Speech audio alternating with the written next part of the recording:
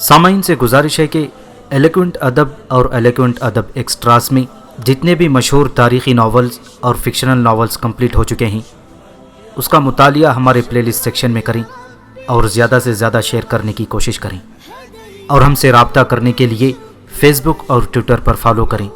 جزاک اللہ۔ بسم اللہ الرحمن الرحیم۔ 3 روز بعد مصر کی سرحد سے بہت دور شمال مشرق کی سمت مٹی کے اونچے نیچے ٹیلوں اور گھاٹیوں کا ایک وسیع خطہ تھا، جس میں کہیں کہیں سبزہ بھی تھا اور پانی بھی۔ یہ خطہ قافلوں اور فوجوں کے عام راستوں سے ہٹ کر تھا۔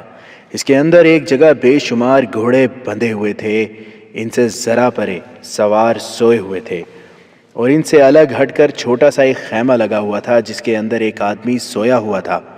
3-4 آدمی ٹیلوں کے اوپر ٹہل رہے تھے اور 3-4 آدمی اس خطے کے باہر بکھر کر گھوم پھر رہے تھے۔ خیمے میں سویا ہوا آدمی سلطان صلاح الدین ایوبی تھا۔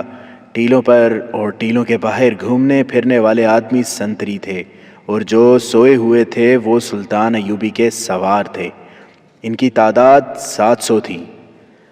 صلاح الدین نے بڑی گہری سوچ و بچار کے بعد یہ فیصلہ کیا تھا کہ وہ کم سے کم فوج اپنے ساتھ لے کر دمشق جائے گا۔ اگر اس کا استقبال ایک سلطان کی حیثیت سے ہوا تو زبانی بات چیت کرے گا، اور اگر مزاحمت ہوئی تو وہ اسی نفری سے مقابلہ کرے گا۔ علی بن سفیان نے اسے یقین دلایا تھا کہ خلیفہ اور عمرہ کے محافظ دستوں نے مزاحمت کی تو سالار توفیق جواد اپنی فوج سلطان ایوبی کے حوالے کر دے گا۔ زنگی کی بیوہ نے یقین دلایا تھا کہ شہر کے لوگ سلطان ایوبی کا استقبال کریں گے، لیکن سلطان ایوبی نے اپنے آپ کو خوش فہمیوں میں کبھی مبتلا نہیں ہونے دیا تھا۔ اس نے یہ فرض کر کے فیصلہ کیا تھا کہ وہ 700 سواروں کے ساتھ جہاں جا رہا ہے وہاں کا ہر ایک سپاہی اور بچہ بچہ اس کا دشمن ہے۔ اس نے اپنے رسالے گھڑ سوار دستوں میں سے وہ 700 سوار منتخب کیے تھے جو بہت سے معرکے لڑ چکے تھے۔ ان میں چھاپا مار سوار بھی تھے جو دشمن کے عقب میں مار کے لڑنے کا تجربہ رکھتے تھے۔ جنگی مہارت کے علاوہ یہ سوار جذبے کے جنونی تھے، جن کی آنکھیں سلیب کا نام سن کر لال سرخ ہو جایا کرتی تھیں۔ آج کی فوج زبان میں یہ کریک ٹروپس تھے۔ قاہرہ سے ان سواروں کو سلطان ایوبی نے رات کے وقت خفیہ طریقے سے نکالا تھا۔ وہ ایک ایک 2 کر کے نکلے تھے اور قاہرہ سے بہت دور ایک پہلے سے بتائی ہوئی جگہ اکٹھے ہوئے تھے۔ سلطان ایوبی بھی خفیہ طریقے سے قاہرہ سے نکلا تھا۔ صرف علی بن سفیان اور 2 خصوصی فوجی مشیروں کو اس کا علم تھا۔ سلطان ایوبی کا محافظ دستہ بدستور قاہرہ میں اس کے گھر اور ہیڈ کوارٹر میں مستعد رہتا تھا۔ اس سے یہ تاثر دیا جا رہا تھا کہ سلطان ایوبی یہی ہیں۔ تمام یورپی اور مسلمان مورخین اس پر متفق ہیں کہ سلطان ایوبی نے 700 سوار منتخب کیے، خفیہ طریقے سے شہر سے نکلا اور دمشق کو روانہ ہوا۔ قاہرہ اور گرد و نواح میں صلیبی جاسوس موجود تھے۔ ان میں مصری مسلمان بھی تھے، جن میں کچھ سرکاری ملازم بھی تھے، مگر کسی کو خبر تک نہ ہوئی کہ قاہرہ سے سلطان ایوبی اور 700 سوار غائب ہیں۔ مورخین لکھتے ہیں کہ سلطان ایوبی دمشق میں داخل ہونے تک اپنی نقل و حرکت کو راز میں رکھنا چاہتا تھا۔ اس مقصد کے لیے وہ رات کو سفر کرتا اور دن کو کہیں چھپ جاتا تھا۔ 700 گھوڑوں اور سواروں کو چھپانا ممکن نہیں تھا، لیکن سلطان ایوبی ریگزار کا بھیدی تھا۔ ایسے راستے سے جا رہا تھا جدھر سے کوئی قافلہ نہیں جایا کرتا تھا، اور وہ چھپنے کی جگہ ڈھونڈ لیا تھا۔ 2 یورپی مورخوں نے یہ بھی لکھا ہے کہ اس خفیہ سفر کے دوران وہ سواروں کے ساتھ عام سپاہیوں کی طرح گھلا ملا گپ شپ لگاتا اور باتوں باتوں میں انہیں آگ کے بگولے بناتا رہتا تھا۔ اس کے ساتھ انہیں سمجھاتا رہا کہ آگے حالات کیا ہیں اور کیا ہو سکتے ہیں۔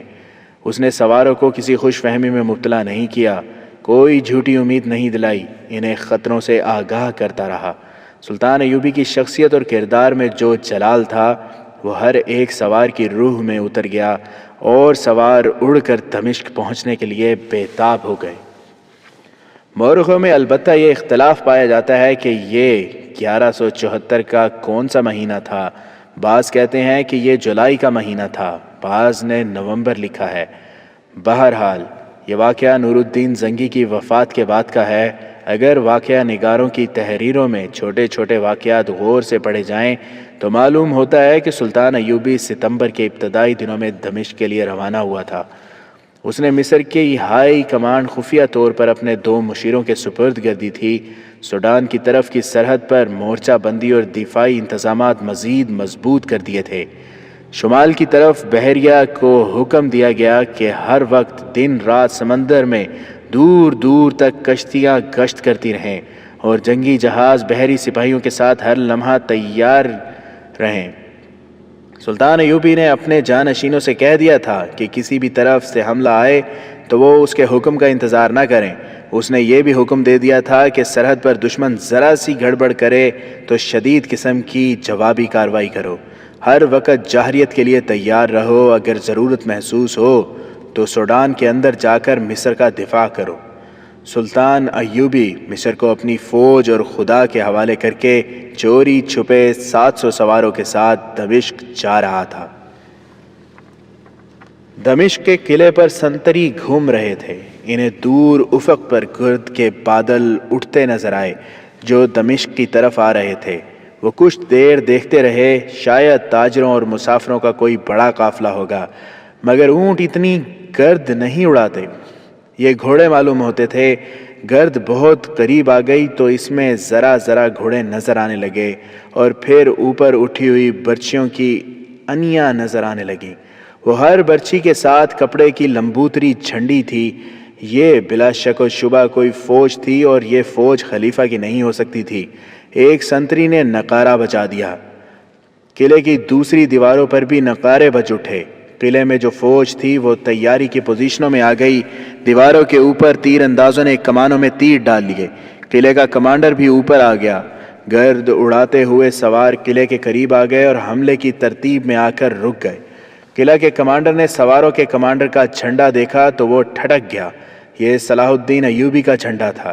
قلعہ دار کو سرکاری طور پر بتایا جا چکا تھا کہ سلطان صلاح الدین ایوبی نے خود مختاری کا اعلان کر دیا ہے، جس کا مطلب یہ تھا کہ اگر وہ اس طرف آئے تو اسے بلا روک ٹوک شہر میں داخل نہ ہونے دیا جائے۔ آپ کس ارادے سے آئے ہیں؟ قلعہ دار نے پوچھا۔ اگر خلیفہ سے ملنا ہے تو اپنے سوار دور پیچھے لے جائیں اور اکیلے آ کے آئیں۔ خلیفہ سے کہہ دو کہ صلاح الدین ایوبی باہر بلا رہا ہے۔ سلطان ایوبی نے بلند آواز سے کہا، اور تم سن لو، میرے سوار پیچھے نہیں جائیں گے، شہر میں جائیں گے۔ خلیفہ کو اطلاع دو کہ وہ باہر نہ آیا تو بہت سے مسلمانوں کا خون اس کی گردن پر ہوگا۔ صلاح الدین بن نجم الدین ایوب، قلعے کے کماندار نے کہا، میں تمہیں خبردار کرتا ہوں کہ تمہارا ایک بھی سوار زندہ واپس نہیں جائے گا۔ میں خلیفہ کے حکم کا پابند ہوں، تمہارے لیے شہر کا کوئی دروازہ نہیں کھلے گا۔ قلعے کے باہر جو سپاہی پہرے پر تھے انہوں نے خلیفہ کی طرف ایک سپاہی دوڑا دیا تھا۔ یہ ان لوگوں کی ڈیوٹی تھی کہ خلیفہ کو خطرے سے آگاہ کر دیں تاکہ فوج کو تیاری کا حکم دیا جائے۔ ادھر سلطان ایوبی نے اپنے سواروں کو کچھ حکم دیا۔ سواروں نے بجلی کی تیزی سے حرکت کی، وہ اور زیادہ پھیل گئے۔ سواروں نے کمانیں نکال لیں اور ان میں تیر ڈال لیے۔ ادھر دمشق شہر کا بڑا دروازہ بند کر دیا گیا اور شہر کی فصیل پر بھی تیر انداز تیار ہو گئے۔ قلعہ دار یعنی قلعے کا کمانڈر غالباً خلیفہ کے حکم کا یا شاید اندر سے آنے والی فوج کا انتظار کر رہا تھا۔ اس نے کوئی کارروائی نہ کی۔ مقابلے کے لیے وہ تیار تھا۔ خلیفہ کو باہر کی صورتحال کی اطلاع مل گئی۔ وہ بچہ تھا، ایک بار تو جوش میں آ گیا، پھر گھبرا گیا۔ اس کے مشیروں نے اس کا حوصلہ بڑھایا اور اس کے حکم دلوایا کہ فوج باہر نکل کر سلطان ایوبی کو گھیرے میں لے لے اور ہتھیار ڈلوا کر سلطان ایوبی کو گرفتار کر لے۔ اس اثناء میں شہر کے لوگوں کو بھی پتہ چل گیا کہ سلطان ایوبی فوج لے کر آیا ہے۔ نور الدین زنگی کی بیوہ حرکت میں آ گئی۔ اس نے عورتوں کی جو زمین دوز جماعت بنا رکھی تھی وہ بھی سرگرم ہو گئی۔ گھر گھر اطلاع پہنچ گئی کہ سلطان ایوبی آیا ہے۔ عورتیں باہر نکل آئیں اور خوش آمدید صلاح الدین ایوبی کے نعرے لگانے لگیں۔ بعض نے پھول بھی اکٹھے کر لیے، مرد بھی نکل آئے۔ نعروں سے دمشق گونجنے لگا۔ خلیفہ کے حاشیہ برداروں کو شہریوں کا یہ رویہ پسند نہ آیا، مگر شہریوں کا سیلاب شہر کے دروازے پر ٹوٹ پڑا تھا۔ لوگ شہر کی فصیل پر بھی چڑھ گئے تھے اور سلطان ایوبی کو خوش آمدید کہہ رہے تھے۔ خلیفہ اور اس کے حواریوں کو سب سے بڑی چوٹ یہ پڑی کہ انہیں یہ اطلاع ملی کہ فوج نے سلطان ایوبی کے مقابلے میں آنے سے انکار کر دیا ہے۔ سپاہیوں تک تو حکم ہی نہیں پہنچا تھا، انکار کرنے والے سالار اور دیگر کمانڈر تھے۔ کمانڈروں میں کچھ ایسے تھے جو عمرہ کے پروردہ تھے، وہ اپنے دستوں کو تیاری کا حکم دینے لگے تو خلیفہ کے مخالف کمانڈروں نے انہیں خبردار کر دیا کہ انہوں نے سلطان ایوبی کے خلاف ہتھیار اٹھائے تو انہیں گھوڑوں کے پیچھے باندھ کر شہر میں گھسیٹا جائے گا۔ 3-4 کمانڈروں نے ایک دوسرے کے خلاف تلواریں نکال لیں۔ معاملہ خون خرابے تک پہنچنے والا تھا کہ زنگی کی بیوہ آن پہنچی۔ یہ عورت پاگلوں کی طرح بھاگ دوڑ رہی تھی، وہ گھوڑے پر سوار تھی، گھوڑا بری طرح ہانپ رہا تھا۔ وہ دیکھنے آئی تھی کہ فوج کیا کر رہی ہے، کہیں خانہ جنگی کی صورت تو پیدا نہیں ہو گئی۔ اس نے یہ منظر دیکھا کہ 3-4 کمانڈر تلواریں نکالے ایک دوسرے کو للکار رہے تھے اور دوسرے بیچ بچاؤ کر رہے تھے۔ ان میں توفیق جواد بھی تھا۔ زنگی کی بیوہ کو دیکھتے ہی وہ دوڑ کر اس تک گیا اور کہا، آپ یہاں کیا کر رہی ہیں؟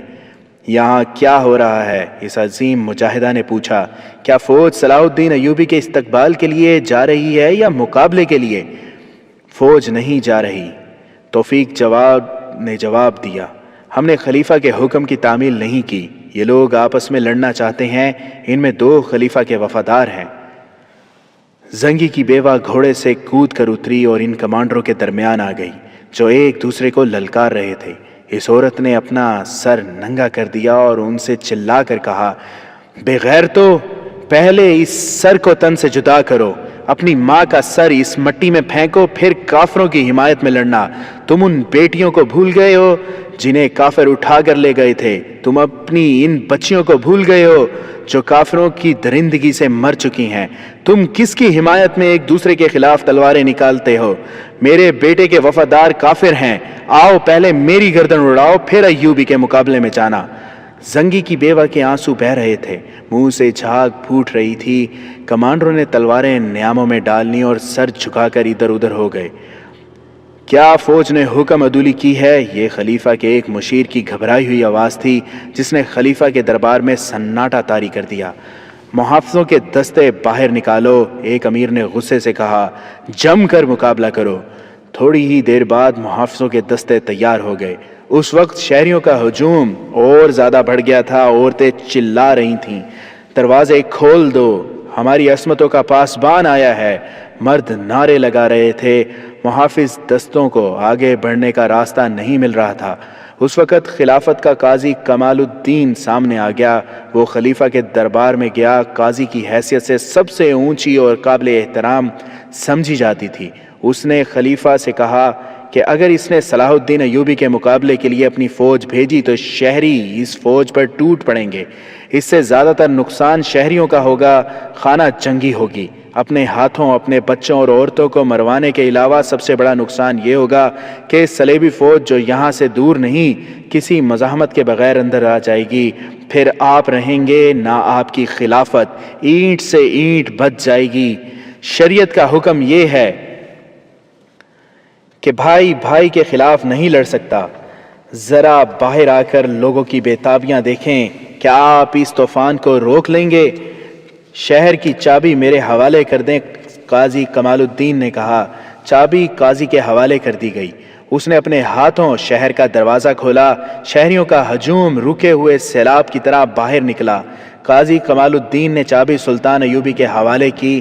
سلطان ایوبی نے 2 زانو ہو کر قاضی کے ہاتھ چومے اور اس کے ساتھ شہر میں داخل ہوا، اور جب نور الدین زنگی کی بیوہ سامنے آئی تو سلطان ایوبی کی سسکیاں نکل گئیں۔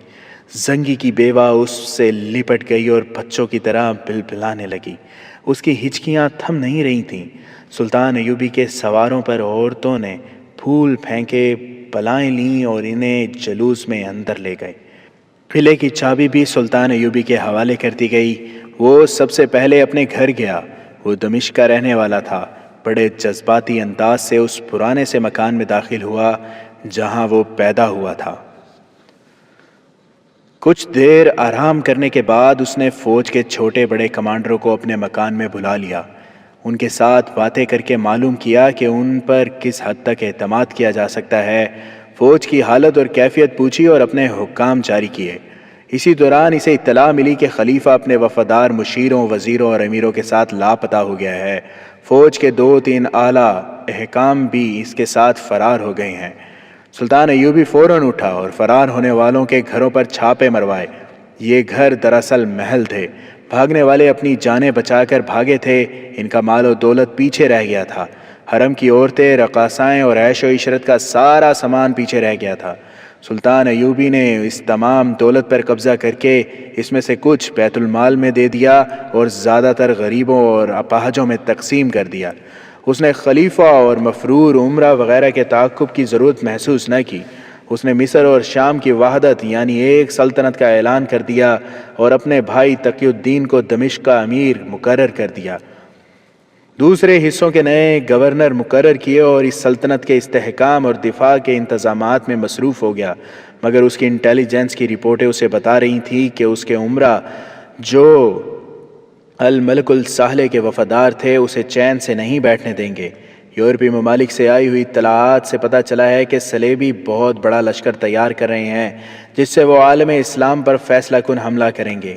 اس کے لیے سب سے بڑا خطرہ یہ تھا کہ اس کے اپنے عمرہ اسے شکست دینے کے لیے صلیبیوں کے راہ دیکھ رہے تھے، لہٰذا اس کے لیے ضروری تھا کہ پہلے ان باغیوں کو ٹھکانے لگائے۔ یہ معمولی سی مہم نہیں تھی۔ دمشق کی فوج کی اہلیت سے وہ واقف نہ تھا۔ اس نے فوری طور پر اس فوج کی ٹریننگ شروع کر دی۔ اسے جہاں لڑنا تھا وہ پہاڑی علاقہ تھا۔ موسم سرما میں ان پہاڑوں پر برف جمی پڑی تھی اور موسم سرما آ رہا تھا۔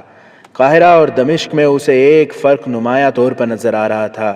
قاہرہ میں صلیبی اور سوڈانی جاسوسوں اور تخریب کاروں کے کئی خفیہ اڈے تھے اور وہاں کے لوگوں پر سلطان ایوبی کو پوری طرح بھروسہ نہیں تھا۔ دمشق میں صلیبی تخریب کار موجود تھے، لیکن یہاں قوم کا بچہ بچہ اس کے ساتھ تھا، بلکہ اس کے اشارے پر آگ میں کود جانے کو تیار تھا۔ اس لیے یہاں کے لوگوں کے متعلق یہ خطرہ بہت کم تھا کہ وہ دشمن کے جاسوسوں اور تخریب کاروں کے اعلیٰ کار بن جائیں گے۔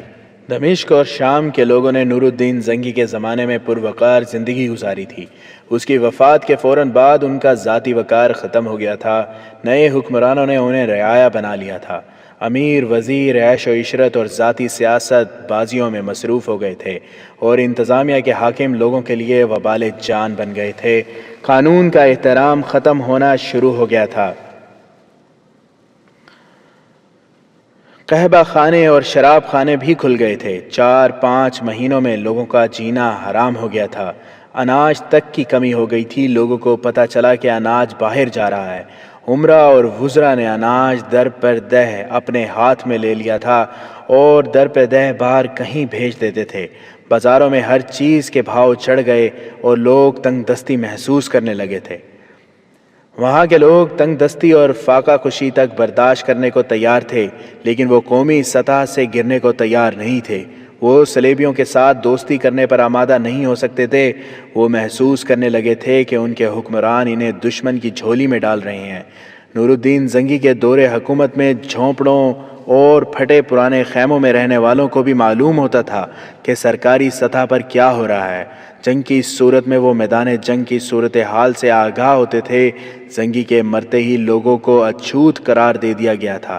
انہیں بتا دیا گیا تھا کہ حکومت کے امور کے متعلق کسی کو استفسار کی جرت نہیں ہونی چاہیے۔ 2 مسجدوں کے اماموں کو صرف اس لیے مسجدوں سے نکال دیا تھا کہ وہ لوگوں کو غیرت اور حریت کا واعظ سنا رہے تھے۔ خلیفہ کے محل اور دیگر سرکاری عمارتوں کے قریب آنا عوام کے لیے جرم قرار دے دیا گیا تھا۔ وہی لوگ جو نور الدین زنگی کو بھی راستے میں روک لیا کرتے تھے اور محاذوں کی خبریں سنا کرتے تھے، اب معمولی سے سرکاری اہلکار کو بھی دیکھ کر ہٹ جایا کرتے تھے۔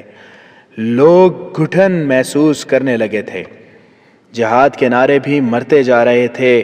نعرے تو مر سکتے ہیں، جذبے اتنی جلدی نہیں مرا کرتے۔ لوگوں نے چوری چھپے مل بیٹھ کر سوچنا شروع کر دیا تھا کہ وہ کیا کریں۔ نور الدین زنگی کی بیوہ نے عورتوں کی ایک جماعت بنا لی تھی۔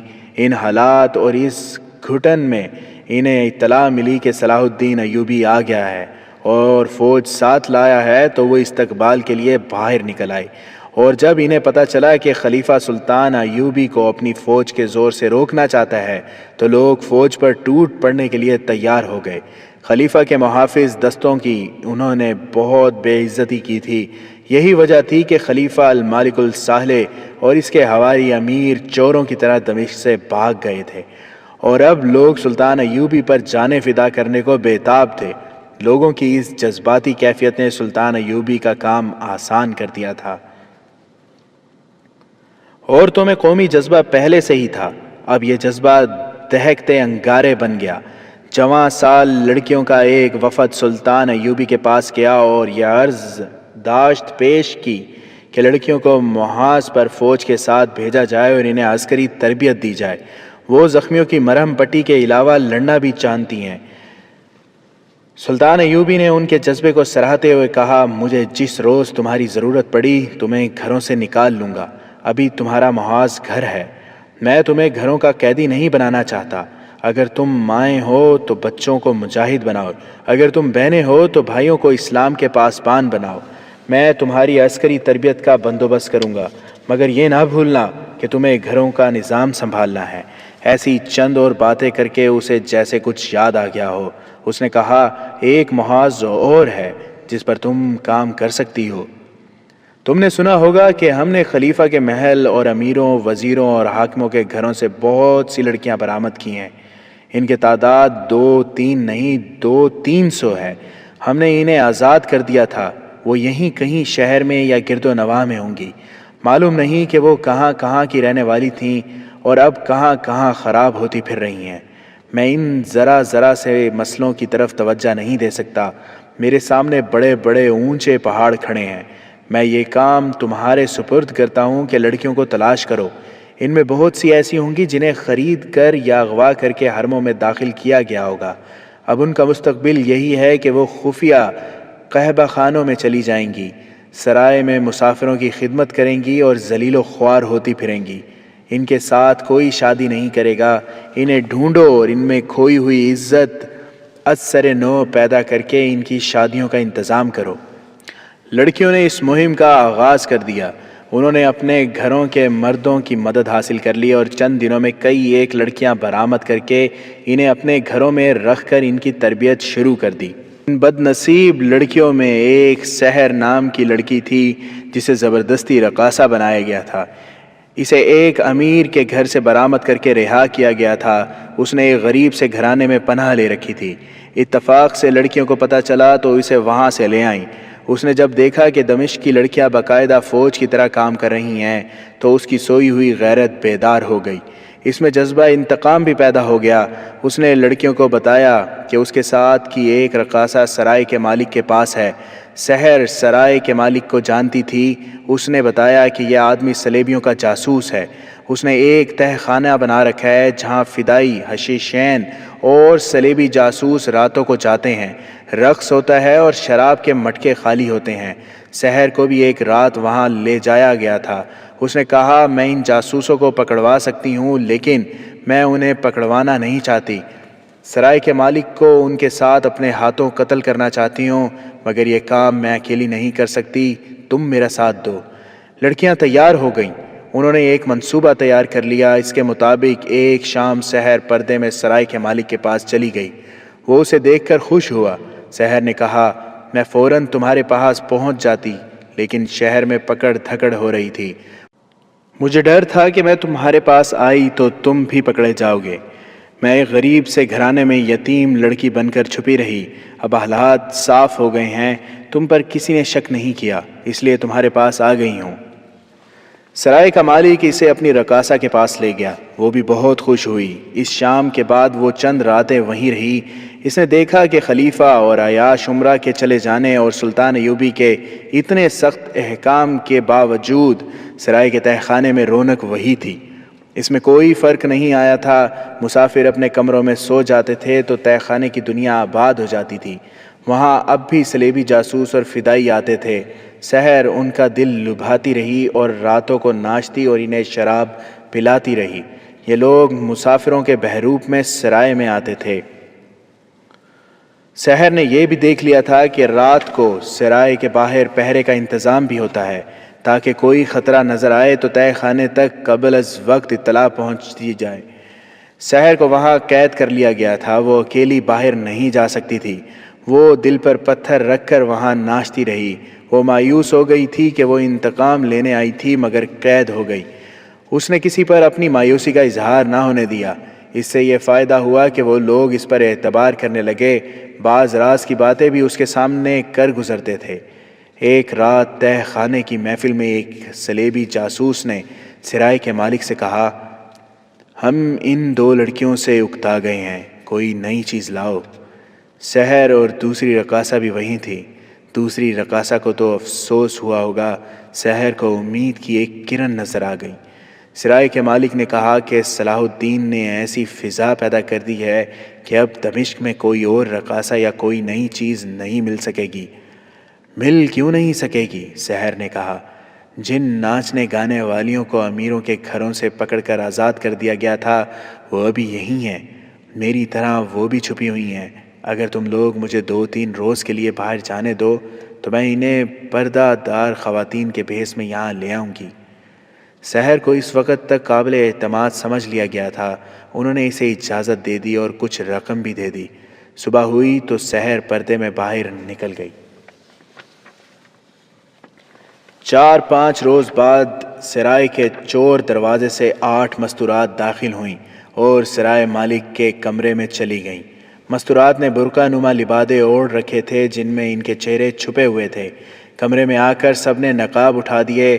سرائے کے مالک نے آنکھیں مل کر انہیں دیکھا۔ اسے یقین نہیں آ رہا تھا، یہ سب جوان لڑکیاں تھیں اور ایک سے بڑھ کر ایک خوبصورت تھیں۔ ان کے ساتھ سحر تھی۔ اس نے بتایا کہ ان میں سے کون کس کے پاس تھی اور یہ بھی بتایا کہ ان کا رقص دیکھ کر اور گانا سن کر تم پر مدہوشی طاری ہو جائے گی۔ اس نے کہا، آج رات اپنے تمام دوستوں کو تہ خانے میں بلا لو۔ سرائے کا مالک پاگلوں کی طرح اٹھ دوڑا۔ وہ اپنے ساتھیوں کو رات تہ خانے میں آنے کو کہنے گیا تھا۔ سحر لڑکیوں کو دوسری رقاصہ کے پاس لے گئی۔ وہ رقاصہ انہیں دیکھ کر حیران ہوئی کہ وہ ان میں سے کسی کو بھی نہیں جانتی تھی۔ اس رقاصہ نے ایک لڑکی کے ساتھ اپنی مخصوص اصطلاحوں میں بات کی تو وہ لڑکی ذرا چھینپ گئی۔ سحر نے اسے کہا، یہ ڈری ہوئی ہیں، میں انہیں زمین کے نیچے سے نکال کر لائی ہوں۔ رات کو ان کا فن دیکھ کر تم سمجھ جاؤ گی یہ کون ہیں اور کہاں سے آئی ہیں۔ وہ رقاصہ مطمئن نہ ہوئی۔ اسے کچھ شک ہوتا یا نہ ہوتا، اسے یہ افسوس ضرور تھا کہ ان لڑکیوں کے سامنے اس کی قدر و قیمت ختم ہو گئی ہے۔ اس نے سحر کو اپنے کمرے میں لے جا کر کہا، معلوم ہوتا ہے کہ تمہارا دماغ خراب ہو گیا ہے۔ یہ نئی لڑکیاں ہیں اور خوبصورت بھی۔ ان کے مقابلے میں ہم دونوں بہت ہی پرانی نظر آئیں گی۔ ہماری قیمت اتنی گر جائے گی کہ یہ لوگ ہمیں پرانے سامان کی طرح اٹھا کر باہر پھینک دیں گے۔ تم انہیں کہاں سے لے آئی ہو؟ کیوں لے آئی ہو؟ تم نے بہت بڑی غلطی کی۔ میں دراصل اپنی مشقت کم کرنا چاہتی ہوں، سحر نے جواب دیا۔ ان کے آ جانے سے ہم دونوں کا کام کم ہو جائے گا۔ دوسری رقاصہ اس کی یہ دلیل نہیں مان رہی تھی۔ سحر کے پاس اور کوئی دلیل نہیں تھی جس سے وہ اسے مطمئن کرتی۔ دونوں میں تکرار ہو گئی۔ دوسری رقاصہ غصے میں آ گئی اور بولی، میں سرائے کے مالک سے کہوں گی کہ یہ لڑکیاں ناچنے والی نہیں، یہ عصمت فروش لڑکیاں ہیں جنہیں اس نازک جگہ نہیں آنا چاہیے، کیونکہ یہ تہ خانے کے راز کو خطرے میں ڈال سکتی ہیں۔ ان نوجوان لڑکیوں کا کیا بھروسہ؟ یہ رقاصہ بہت تجربہ کار اور چالاک تھی۔ اس نے سحر کی زبان بندی کر دی، پھر بھی سحر اس کی بات نہیں مان رہی تھی۔ اس رقاصہ نے آخر یہ دھمکی دی، اگر تم انہیں یہاں سے چلتا نہیں کرو گی تو میں یہاں آنے والوں کو یہ کہہ کر یہاں آنے سے روک دوں گی کہ تم انہیں گرفتار کرانے کے لیے ان لڑکیوں کا جال پھیلا رہی ہو۔ سحر پریشان ہو گئی۔ دوسری رقاصہ غصے میں باہر جانے کو اٹھی اور دروازے کے طرف چلی۔